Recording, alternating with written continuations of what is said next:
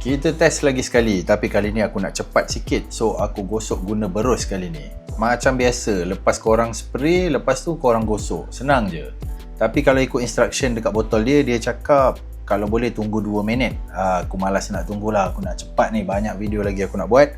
So aku terus gosok je. Dekat sini korang dah boleh nampak senang aja kan, dia punya karat tu semua dah keluar. Senang aja. Lepas tu kita terus selap lah dengan kain yang korang ada. Terus korang boleh nampak beza dia. Ok, kita try pula dekat sebelah lagi. Yang sama juga, spray. Lepas spray terus gosok.